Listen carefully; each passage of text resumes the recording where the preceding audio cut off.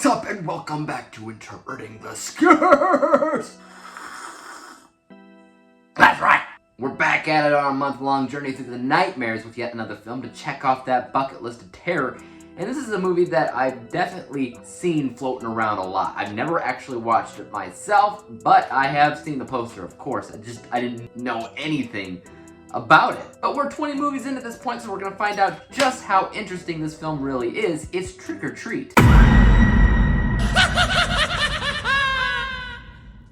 Trick or Treat is ultimately a film that has 4 interlapping stories that revolve around the Halloween season. And it's hard to actually talk about the plot of each of these stories because they're all about a bunch of different things, but essentially it's about the rules of Halloween and the stereotypes, I guess the fears and traditions that center around the Halloween season and what might happen to you if you don't follow them. At the center of all these stories is this young kid with a burlap sack over his face that seems to play a vital role into the events that occur throughout the film. I was really worried when I was researching this film because what it said was it was all about 4 different films, so the first thing that came to my mind was anthology. And as much as I like watching anthologies, I have no idea how to review them because they aren't standard. And the way that I review films and the way that my critiquing method works, it really is very specific on a full-length narrative film. When you start making it basically a bunch of short films back to back, there's no real way to score that based off of what I do. But then I started thinking, well, what if this wasn't really an anthology? What if it was more or less the Halloween or horror film version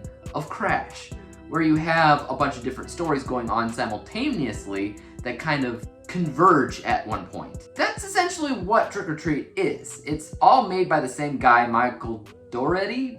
I don't know how you say his last name, honestly.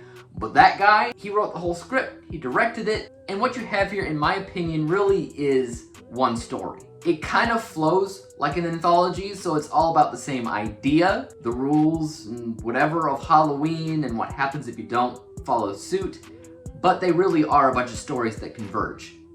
They're all happening at the same time in the same world, and that's what I liked about this film. That's what I think felt original and fresh and different, and what I was really getting into when it came down to this film. So you don't watch this movie to be afraid. It's not one of those types of horror films, but what it definitely does feel like is it's authentically a Halloween movie. It feels like the Halloween season. And honestly, I can't say that for a lot of movies, especially not movies that are geared much for adults than kids. When you think about kid movies, you're like, oh yeah, Halloween Town, Hocus Pocus, things of the nature. Those definitely feel like Halloween.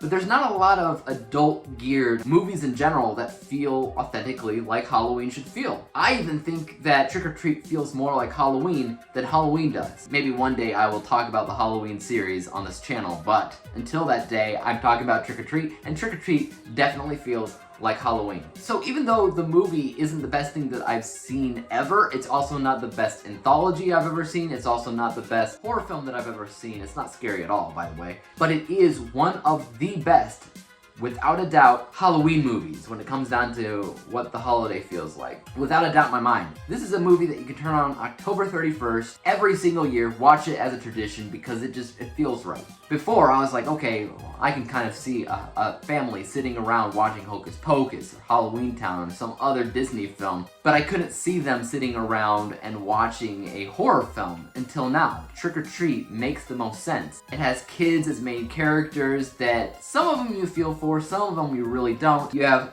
funny characters, scary characters, mysterious characters that you're unsure of what the heck they're all about until later on in the film, and it all converges. It's a lot of fun. The most interesting thing about this Interpreting the Scares event is that this is a really good middle-of-the-road film, and it's the middle of the month. Well, it's a little bit further than the middle of the month, but it's really good for where it stands right now.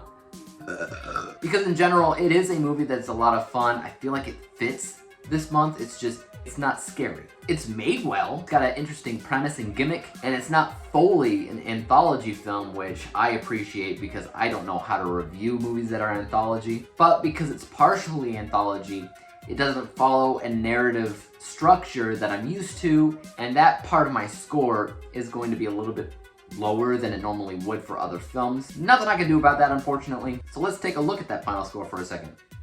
B letter grade with a final score of 76%, which ultimately just means definitely a fun movie, definitely a movie that feels like it fits as something you can watch every single year in October for the Halloween season. It's very good when it comes to that. It's not so good when it comes down to scares, but it is memorable in a way because of the approach that it took. But I would be interested in hearing what you guys have to say about Trick or Treat in the comments down below. Have you seen it? Are you a fan of it? Does it get those nostalgic juices running when it comes down to this month? Let me know. And as for YouTube, you guys know what to do. Hit the like, hit the subscribe button, hit the bell to be notified when I come out with my next review. Until then, peace out.